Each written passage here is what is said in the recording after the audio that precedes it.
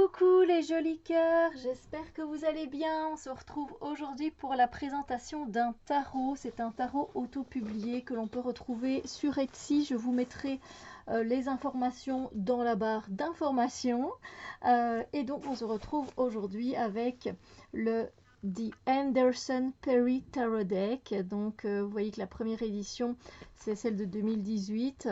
Et elle a été créée et le design a été fait par Laurie Anderson et Ian Perry, et les illustrations ont été dessinées à la main par Harriet Wood. Voilà, donc voilà.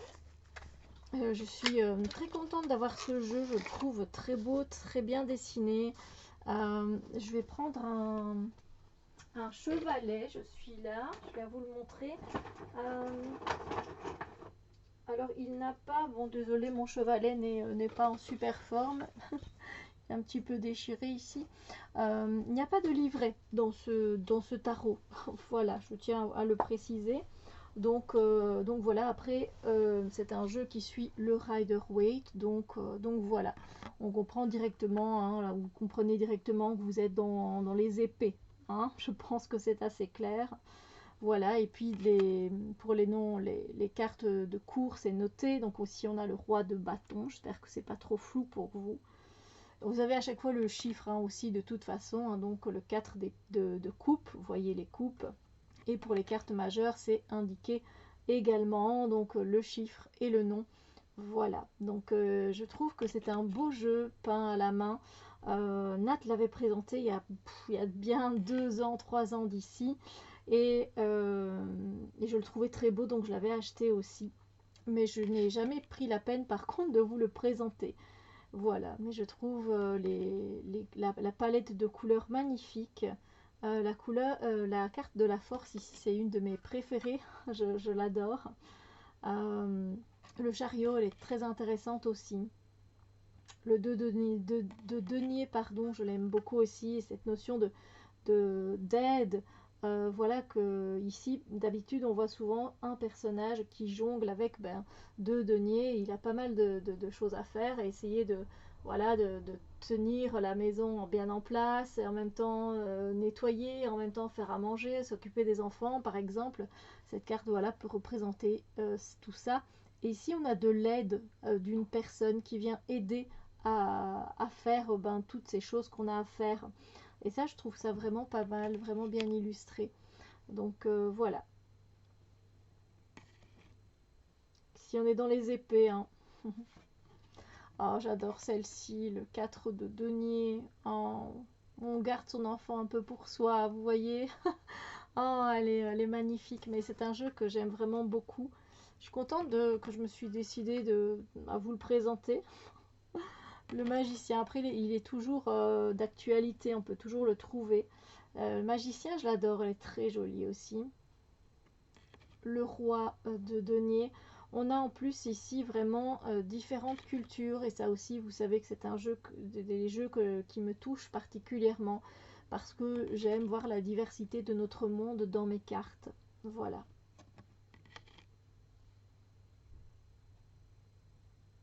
Regardez cette reine d'épée comme elle est majestueuse. Je dis une bêtise, il y a un livret qui vient avec, mais mon Dieu, mais que je suis bête. Je vais aller le chercher, je vous le montre après, vous avoir montré les cartes. Mais, mais quelle idiote je fais vraiment, en plus c'est un beau bouquin quand même. Oh, il faut que je vous le présente après, je le mets là pour pas oublier. Oh là là, bah écoutez, ça arrive, hein. Je me suis dit, mais non, il me semble que j'ai déjà lu des choses. Je vois les cartes défiler, je me dis, mais Steph, mais si tu as un livret, qu'est-ce que tu racontes? Donc voilà. Alors il y a un peu cette carte qui me... Donc ça c'est, vous voyez, le 8 de bâton. Et ça, je trouve que c'est pas une carte qui suit le rider du tout. J'arrive pas à... Peut-être dans le côté messager, peut-être, parce que le 8 de bâton reste aussi euh, la carte du messager. Donc peut-être que c'est un animal, voilà, qui vient nous donner un message, parce que sinon c'est aussi une carte de vitesse, de rapidité, et je ne retrouve pas ça dans cette carte-là. Donc peut-être plutôt un message des animaux qui nous entourent. Ça alors du coup oui. Mais j'avoue que oui, sinon c'est une carte qui me laisse un peu perplexe. Mais sinon, pour toutes les autres cartes, voilà. Allez, ici on se retrouve, allez, par exemple, avec un Mongol. J'adore. Ici, enfin voilà, j'adore, j'adore, j'adore. C'est pour moi un très beau jeu. Ici, vous voyez, on se retrouve plutôt en Chine. On va se retrouver en Europe. Voilà, on voyage et ça fait du bien, quoi. Voilà.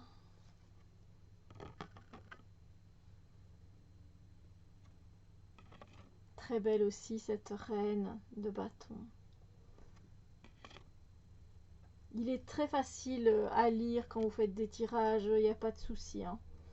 Vraiment pas de souci. Le monde. Voilà. Roue de fortune. Soleil. Le 8 d'épée. Donc vous voyez, c'est traditionnel, hein.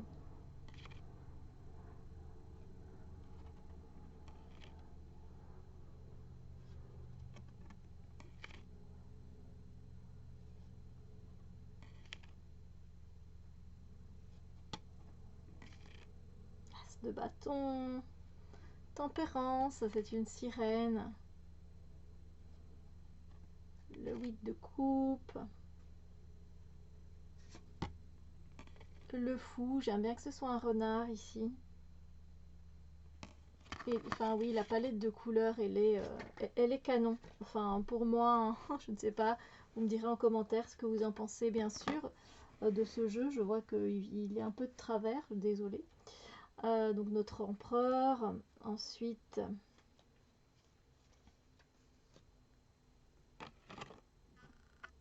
le 3 de bâton, la papesse qui est magnifique. On peut se retrouver en Indonésie par exemple. On a le 3 de denier avec l'entraide, chacun va faire sa part. Le pendu, j'aime beaucoup, il y a énormément de symbolique dans cette carte avec les serpents, le chaudron rempli de cristaux, les flammes ici. On peut vraiment travailler symboliquement aussi. Voilà. La lune.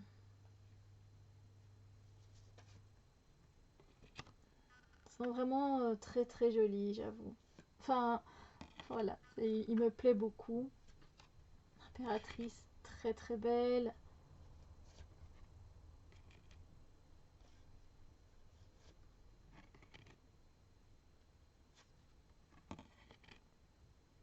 Le pape.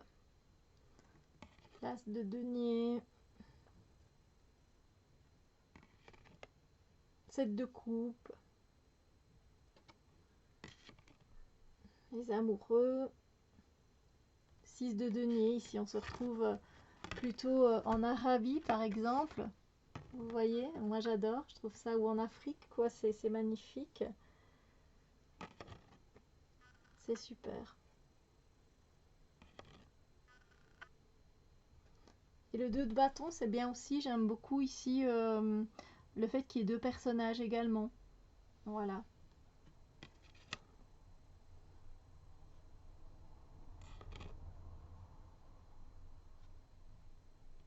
La tour, qui est assez affolante, hein, c'est un peu le Titanic là-dedans.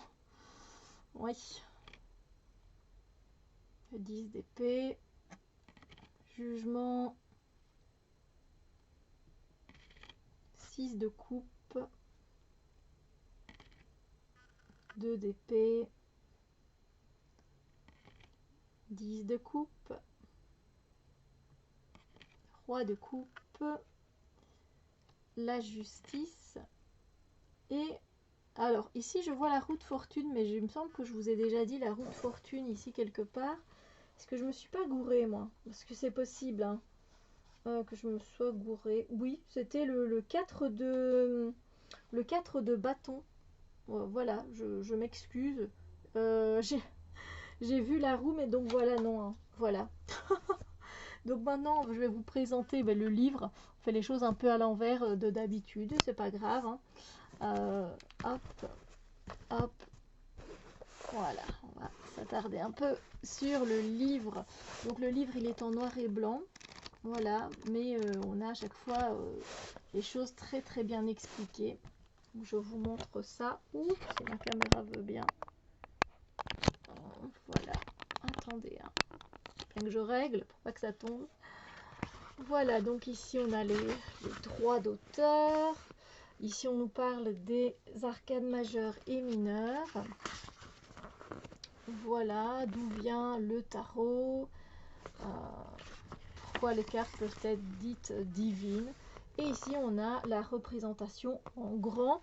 Et voilà, on va nous parler du fou. Et en fait, ce que j'aime, c'est qu'on va nous décrire ce qu'il y a sur la carte. Et ça, c'est super parce que du coup, on a la symbolique qui va avec. Donc ici, la carte dépeint un jeune garçon, un jeune homme avec un sac à dos sur son épaule gauche, vraiment. Et il approche un croisement de chemin avec un panneau qui lui indique des directions différentes, etc., etc. Et donc ça, je trouve juste génial. On a quelques questions, des fois, quelques questionnements à se faire, mais j'aime beaucoup. Voilà. Donc, on continue un peu plus loin. Oh, c'est vrai que je n'ose jamais trop le craquer. Voilà, vous avez donc à chaque fois le nombre 12 par exemple revient à 3. Hein. Par exemple, cette carte a été vue comme une carte qui peut signifier donc la stagnation d'idées ou de mouvements. Voilà, un sentiment qui ne vient pas, qui reste, vous voyez, un peu en stand-by. Bon, donc voilà, il explique. Donc voilà, et puis après on nous explique que ce qu'il y a derrière lui, etc. Donc voilà, ça c'est pour les arcanes majeures et c'est pareil pour les arcanes mineures. Voilà, j'ai commencé au 2 de coupe, mais comme vous voyez, c'est pareil. C'est une carte d'unité, voilà. Elle nous montre 2 coupes qui sont au centre avec un homme sur la gauche et une femme sur la droite, une rose rouge suspendue entre eux qui les challenge pour s'embrasser avec passion. Mais c'est s'embrasser, pas s'embrasser, se donner un bisou, hein. C'est vraiment se compléter, vous voyez. Donc voilà, c'est vraiment très bien décrit, ça c'est ce que j'aime beaucoup à propos du bouquin. Donc je vous dis qu'il n'y a pas de bouquin, si il y en a. Voilà.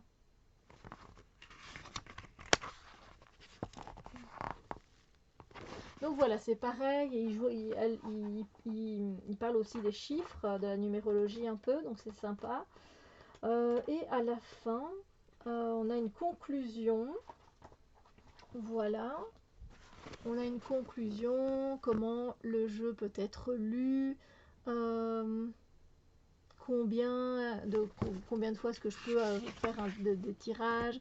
Et puis on a des petits mots sur les personnes qui ont participé à ce jeu, les auteurs et l'illustratrice. Voilà, donc c'est un jeu qui est super, que je vous recommande si vous cherchez un jeu avec une belle color story, avec une belle palette de couleurs, avec des cultures différentes et avec un bouquin où ils expliquent pourquoi elle a dépeint ça, qu'est-ce que ça représente. Voilà, un bouquin qui est très bien fait. Voilà, je pense que vous pourriez éventuellement trouver votre bonheur. Sur ce, moi je vous fais plein de bisous lumineux et je vous dis à très bientôt pour d'autres vidéos.